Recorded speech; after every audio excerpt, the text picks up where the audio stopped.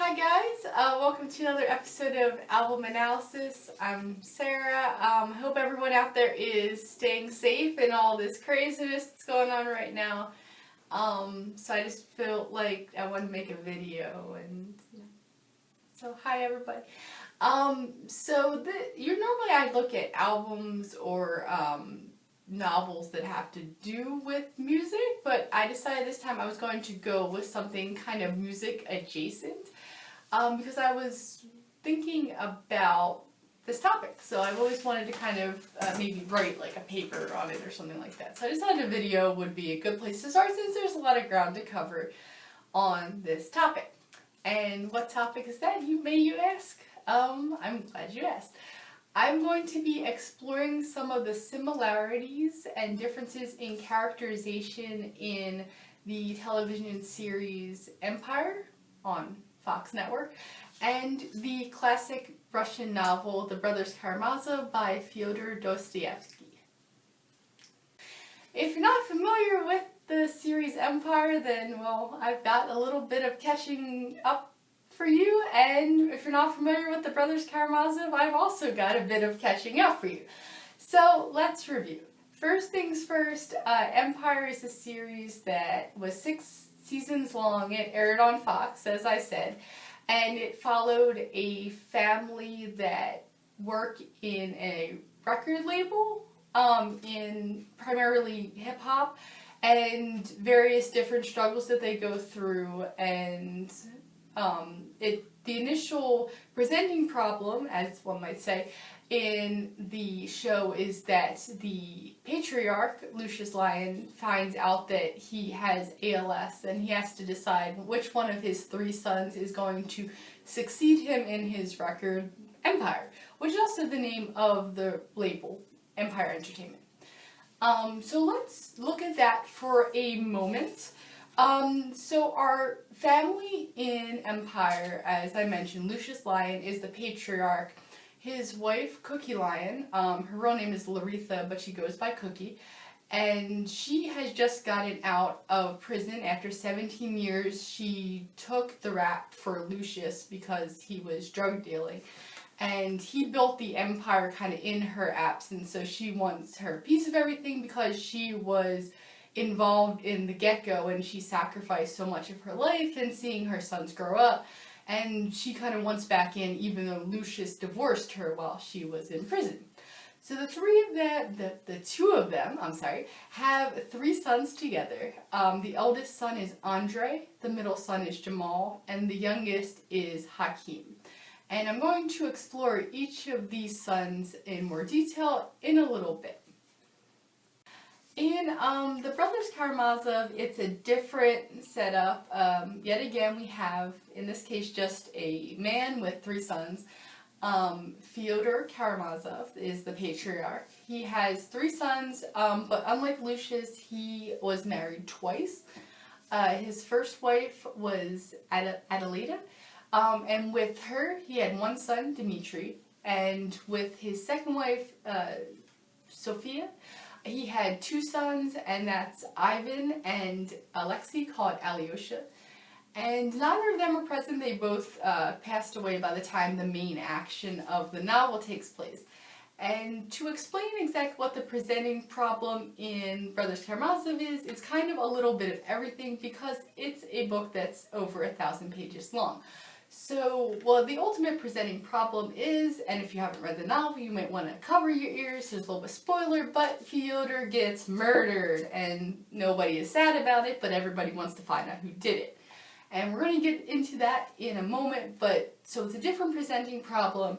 We don't really follow Fyodor as a character in so much as we do with Lucius, where Lucius is the main character of Empire. Fyodor is kind of secondary in that we mainly see him through how he interacts with each of his sons. Ultimately, each of the sons are a main character. There's going to be a follow-up novel just about Alyosha, so we could say that Alyosha is the main character. He does have a lot of the action within the novel, but it is also to an extent split evenly between each of the 3 sons. And we'll get back on that in a moment, but I wanted to break down our primary characters in a little bit of detail and kind of talk a little bit about how each of the three sons in each media kind of correspond with each other and how they have some similar character traits, but also they differ in a lot of ways as well. And one thing that I did just want to touch on is, you may be watching this here as an Empire fan, you may be saying Empire's not a parallel to Brothers Karamazov because Empire is explicitly a parallel to various different Shakespeare plays, particularly King Lear. And that is true. I'm not disputing that. In fact, it is lampshaded in the first episode in the pilot that there's a King Lear parallel, as King Lear had 3 daughters who he was trying to decide who was loyal to him. And there are various other Shakespearean references throughout the show. For instance, there's an episode called Poor 𝘒𝘠𝘬𝘉, which references a scene in Hamlet where they are discussing this guy whose skull is hanging around, and they're talking about 𝘒𝘠𝘉.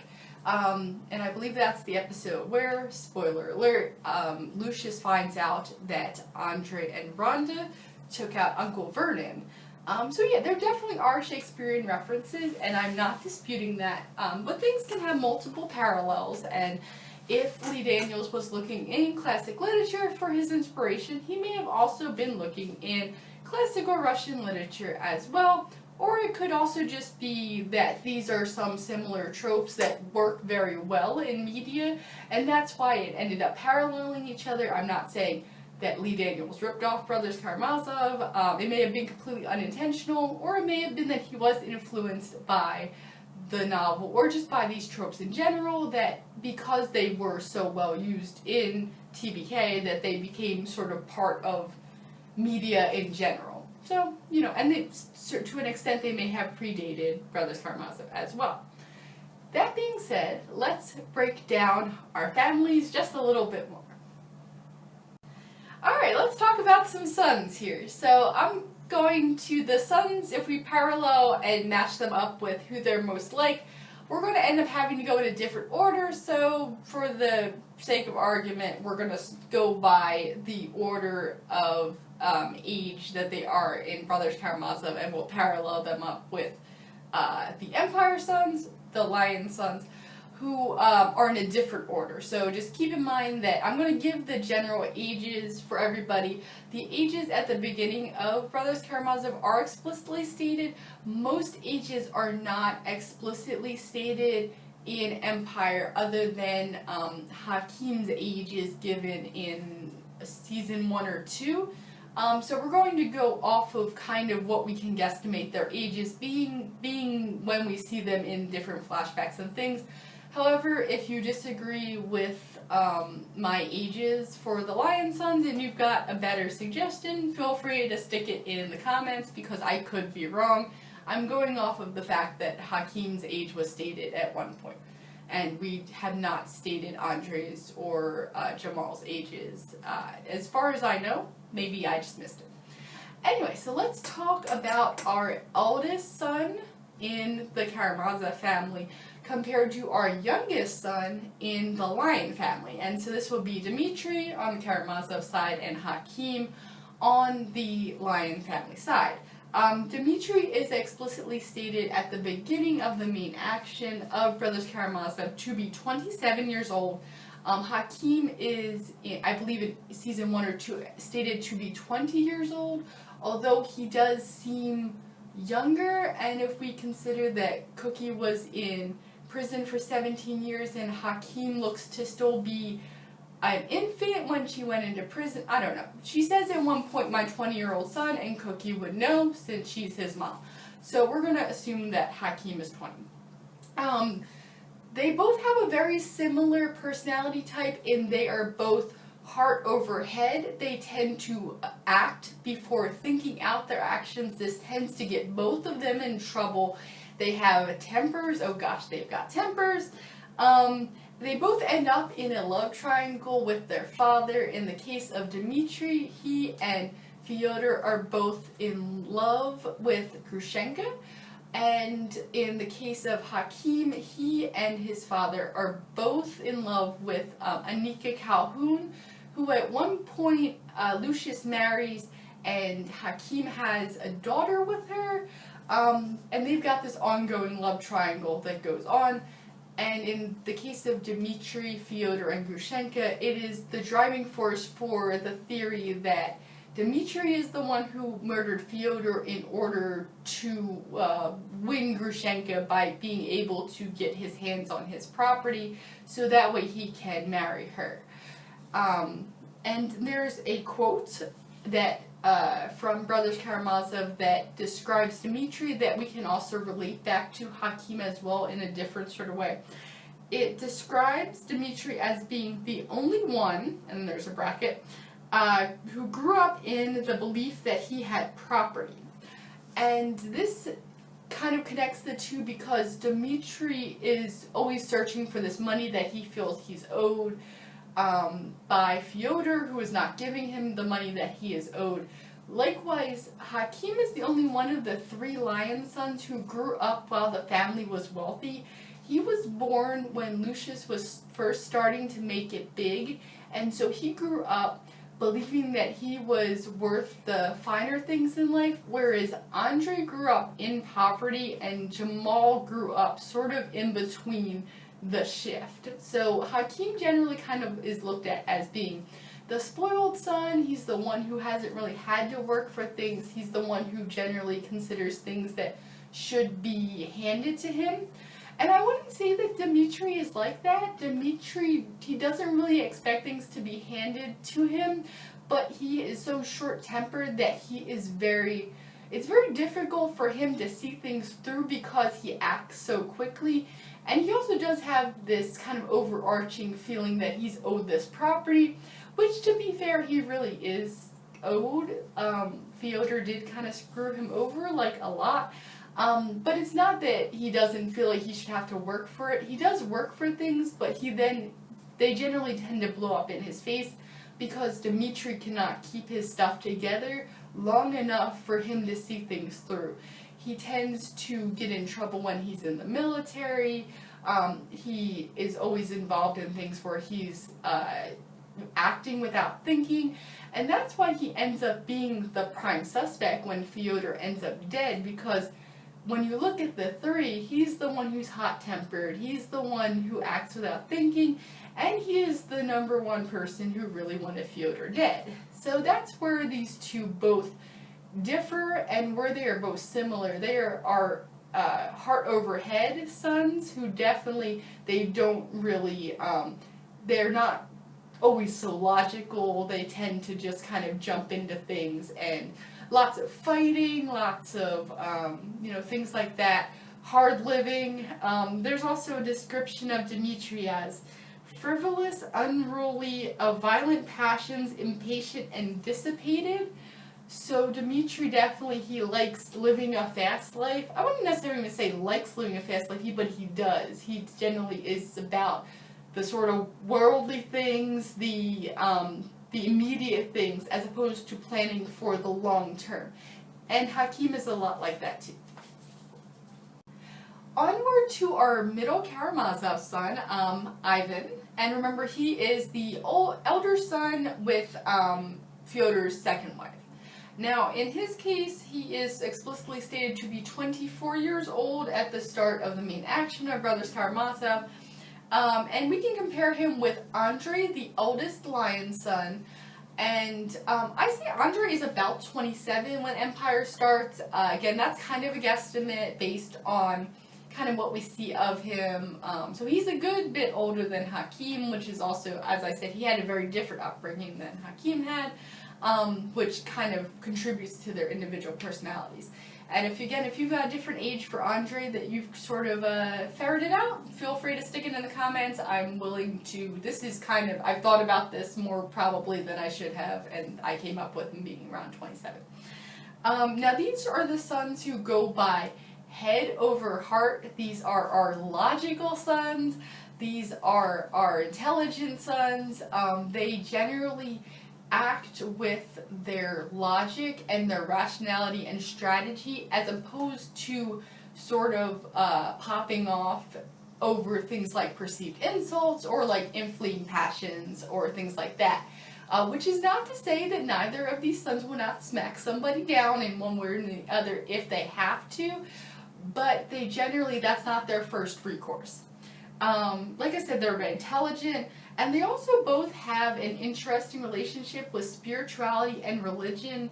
Ivan he's very critical of religion, but in being critical of religion, he has a very interesting relationship with it that could be an entire video in and of itself, so I'm not going to try to do it justice right now, but Ivan's relationship with religion, with ideas of Christianity, with kind of a lot of the ideas, there is a running theme throughout the book. And he has there's a lot of really great speeches that deal with that.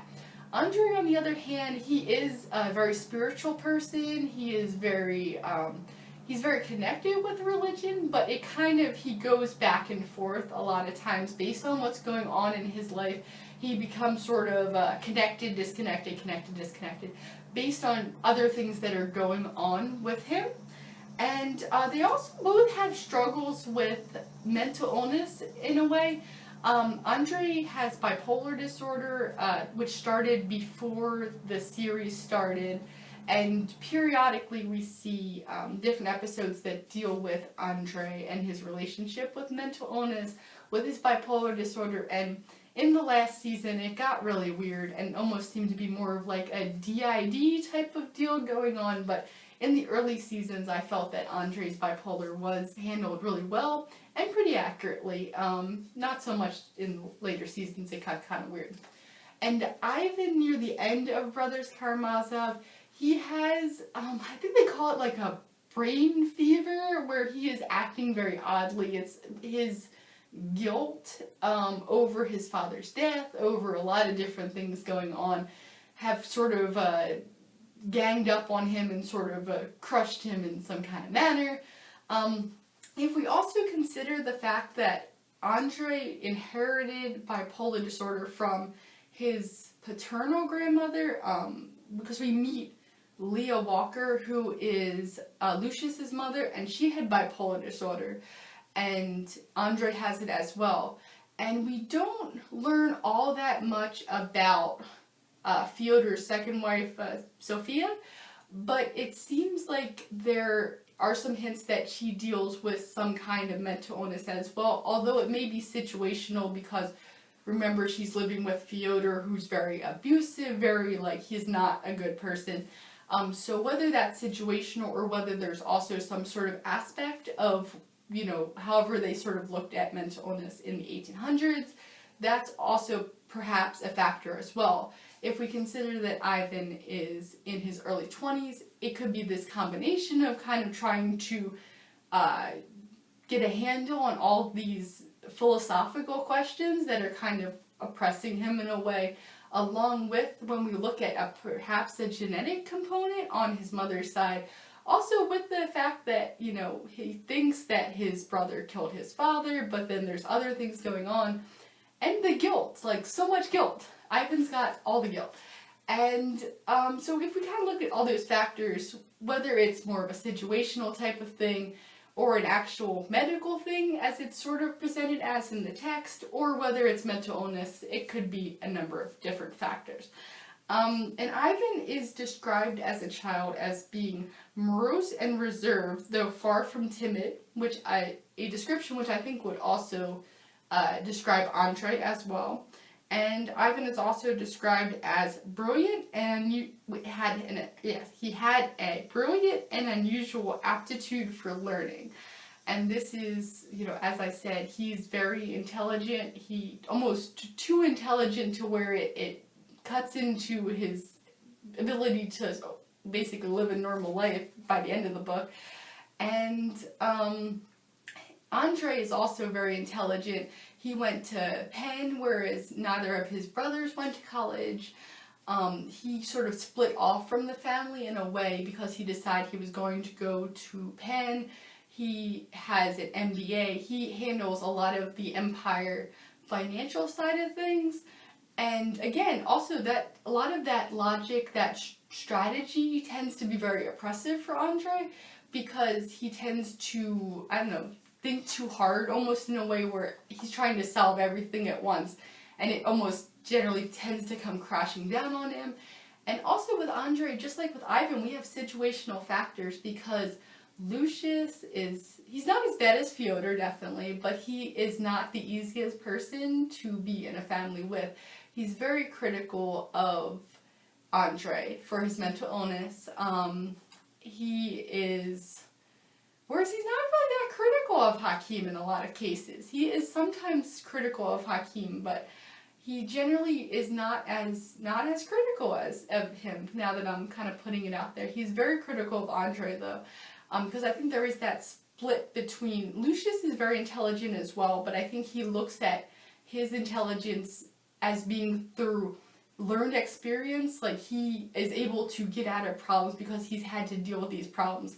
Whereas he looks at Andrei as being book smart, as he learned everything at Penn. Whereas when you really kind of put it down there, since Andrei is the one who was born when Lucius and Cookie were struggling, he was in there with a lot of the same situations. So the fact that he's kind of labeled as the book smart one, the one who doesn't know that much about the real world, it's kind of an unfair criticism, but we never really said Lucius was fair either, so. Alright, and we are on to our youngest son, who is my personal favorite. This is the youngest Karamazov son is Alexi, also known as Alyosha, also known as probably like 10 other things, because throughout the book there's a lot of different nicknames. So I just try to go by the most common ones. But, so at the beginning of the action, Alexi is 20.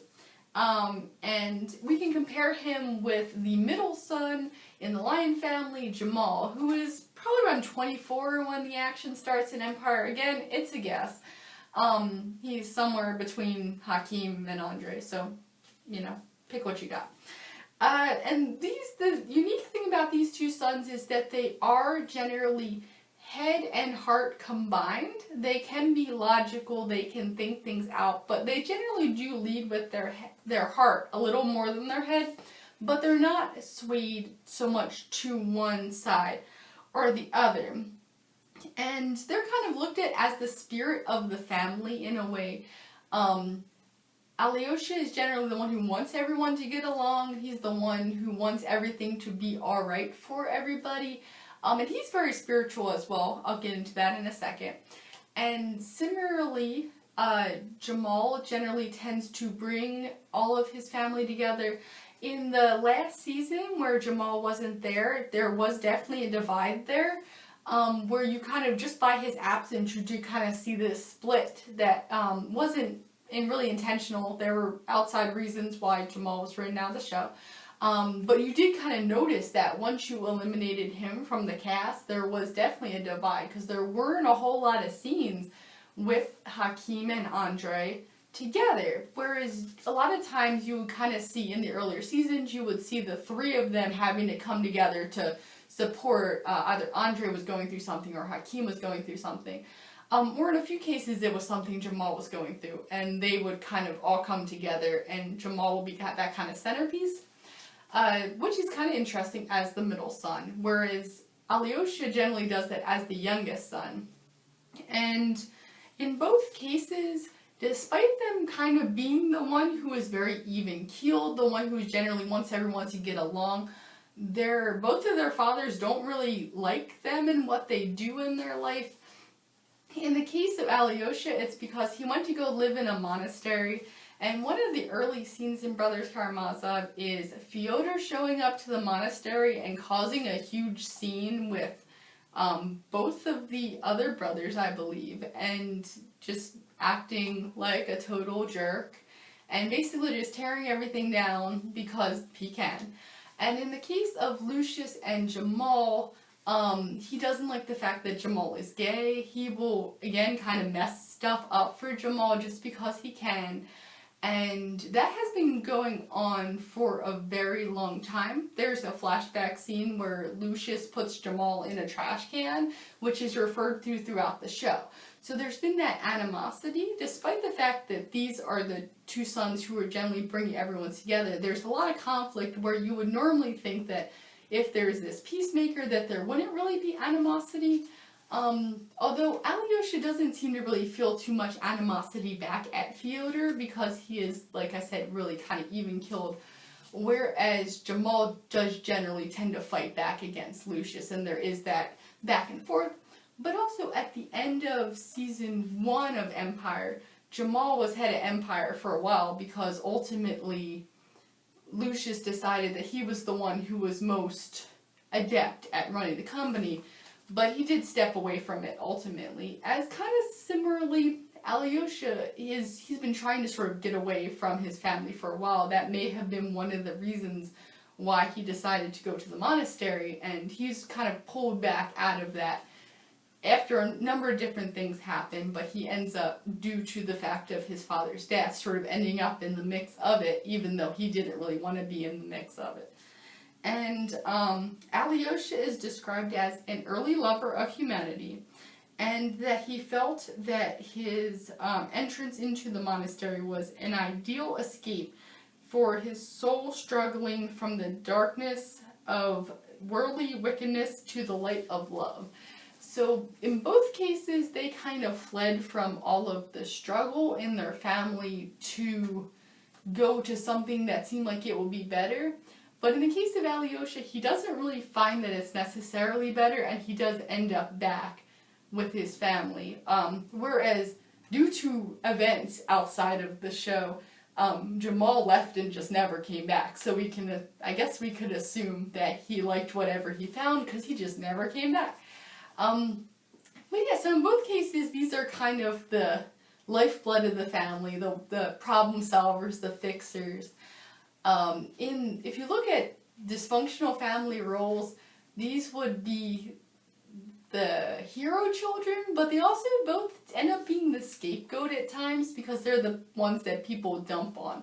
So they kind of have an interesting mix between where they kind of act as the hero, but they're not regarded as the hero due to, in that father-son relationship.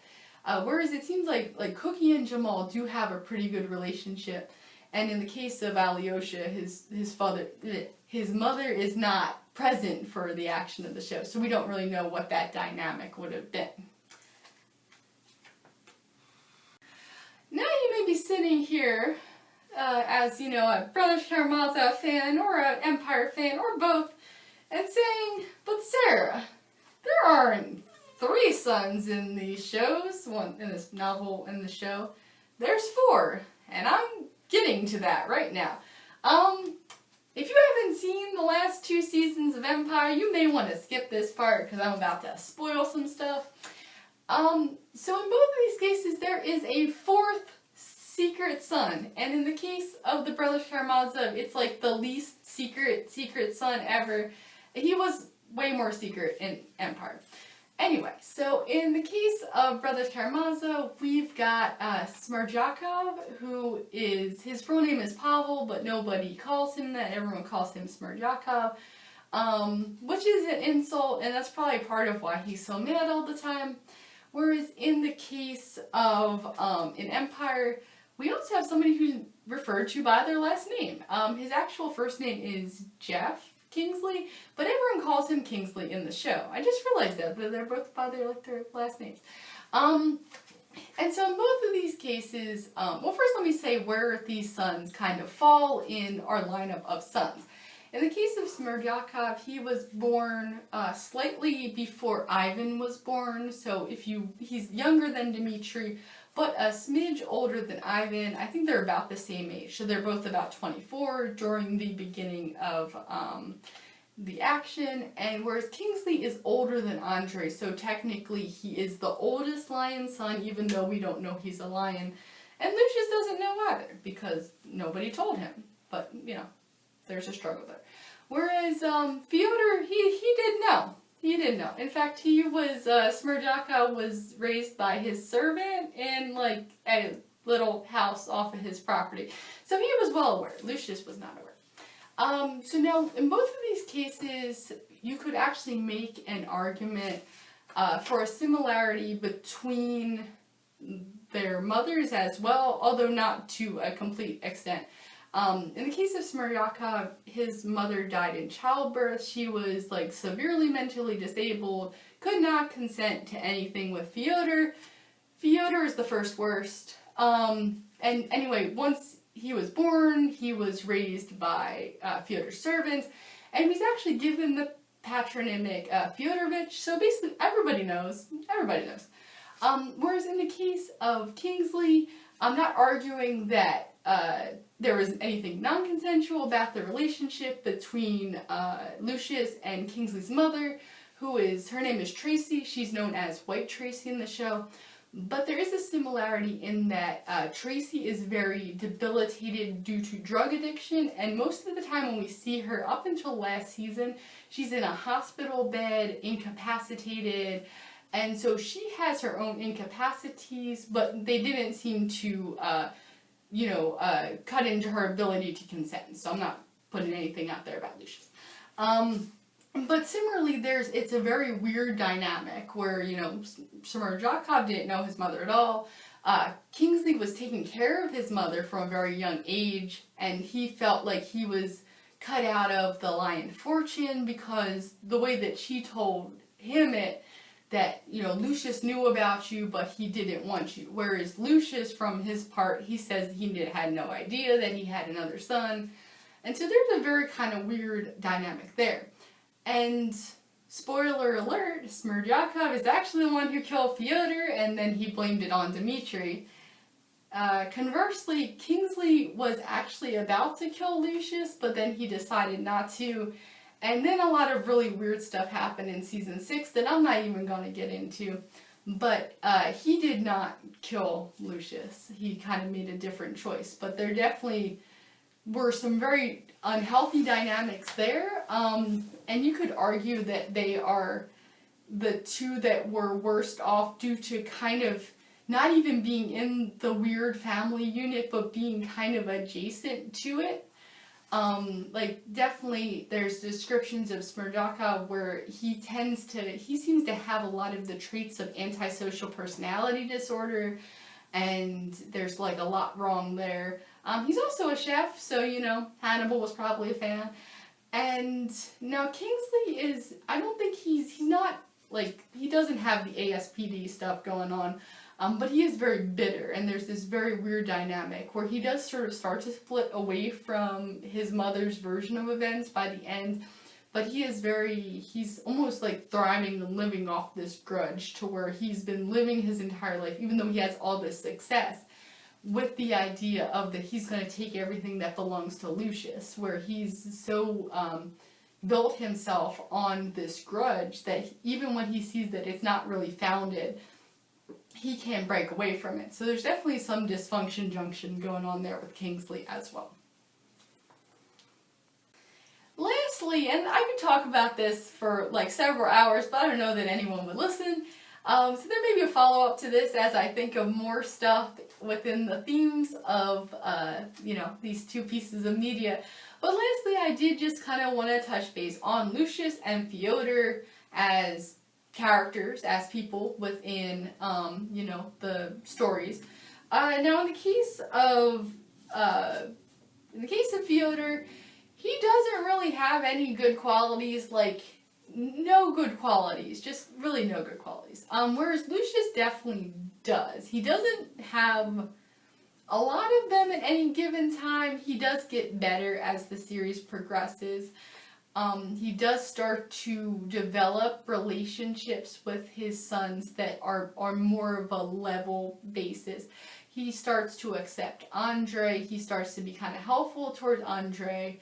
He develops a bond with Jamal to where he kind of gets to where maybe he doesn't understand, but he's not going to stand in Jamal's way. He's not going to keep emotionally battering him. So he is kind of more accepting, and he gets to the point where he kind of does lay down the law a little bit more with Hakim, as opposed to kind of letting him be kind of all over the place. and he's a little bit more, you know, where he's more firm. He's not just like letting him do whatever he wants as the golden child.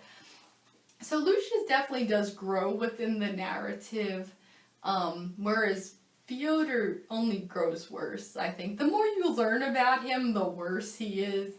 But I'm also gonna add in a bit of one of the reasons why we can sympathize with Lucius, even though we don't agree with a lot of the things he does, is because we get the backstory. Starting in season 2, we do get to see flashbacks to where Lucius grew up, and we learn about his mother, Lena, who I mentioned earlier, who had bipolar disorder, who was very abusive. Not to say that bipolar leads to abusive behavior. These were two kind of things that were disconnected. That she had bipolar and also happened to be very abusive, and a lot of her delusions, it seems like, involving Lucius tended to be that he was bad, that she needed to punish him. There seemed to be a lot of resentment because Lucius's father died when he was very young. We find out that he had another child as well. So there's a lot of resentment, there's a lot of bitterness, and then from the age of 9, Lucius was basically raising himself. So which makes a lot of sense when we do kind of look and we see a lot of his weird reactions, his resentment towards Andre, because he sees some of the same traits in Andre as he saw in his mother. A lot of his resentment towards Jamal, as his view of Jamal as maybe not having those traits to survive, that he sees as the traits he had to survive. Even though Jamal definitely, he can hold his own in both the ways that Lucius wants him to. Like there's a part where Jamal hangs a guy out a window, but he just doesn't want to. He's not really comfortable with living to those roles as Lucius wants him to. But he's definitely capable of doing so if push comes to shove, out a window, as the case may be. So holding Hakim up as the golden child, even though of the 3, Hakim has the least amount of life skills, he's the one who, he's got this kind of perpetual, almost like kind of childishness in a lot of ways, but maybe Lucius is sort of seeing the childhood he never really got, and so that's why he kind of indulges Hakim continuously to the way that he does. But so he was definitely raising himself from a young age, so we get to see these snapshots of how Lucius created himself and why he is the way he is, whereas we don't get to see that with Fyodor. I think if there had, been backstory, we may have gotten to see sort of why he was the way he was. Generally, when you see behaviors like that, in a lot of like the very abusive behaviors that Fyodor exemplifies, and things like forgetting that Dmitri exists, even though Dmitri lives in his house, a lot of just the way he treats both of his wives, a lot of just the behaviors, those probably came from somewhere. If we looked at, if that, was a person who came in and sat on a therapist's couch, you would probably want to look into his genogram and see how he was raised, because it could have been a similar thing. Maybe Fyodor's parents died in, some kind of circumstances, and he sort of raised himself. And then when you see that, you see someone who doesn't really know how to deal with people, and maybe seeks gain where they can find it even at the cost of their own children, their own families, and whatnot. So, if we had that backstory, we may kind of know a little bit more about him, but really don't. And we don't get to see that much of exactly the relationship that Fyodor had with each of his wives, other than that it was really bad and they both kind of got out in any way that they could. Whereas with Lucius, we are kind of tempered by the fact that we do see that ongoing relationship with Cookie, whereas even though they're not together all the time, there is that respect that they have for each other, and in a lot of cases, Cookie is the person who can talk real to Lucius and kind of get him out of his stuff. she's the one who generally goes to bat for each of her sons against Lucius when Lucius is trying to do his stuff. So the fact that there is that tempering influence, that, you know, is, I think, also sort of puts things in perspective. And in that regard, I do just kind of want to point out that there was somebody who was mentioned in, I think it was the pilot of Empire, who the entire series I was like, I want to know more about this, but we never found out about it. They said something about there was a woman named Miss Dottie who was helping Lucius to raise the kids when Cookie first went off to prison, who died in a drive-by shooting, and she was never mentioned again. I wanted to know what happened to Miss Dottie. Like, I was waiting. Maybe she got left on the cutting room floor. I don't know. But anyway, so that's, I've gone on for far too long, probably. But so these are just kind of some immediate thoughts that I had in comparing and contrasting the characterizations of these two dysfunctional families in media. And so if you have any thoughts on this, anything that I missed, any, you know, thing that I didn't touch on, please let me know. There's plenty of side characters who I did not even have time to get into. So definitely if you kind of want to, if you see a parallel in there, you know, obviously in Brothers Karamazov we could talk more about 𝘰𝘩𝘦, you know, Katya, Lisa, you know, in Empire we got Rhonda and Terry and Anika. Plenty of side folks who I definitely, you know, probably deserve their own analysis and video, but I just want to kind of, you know, give some stuff for people to think about.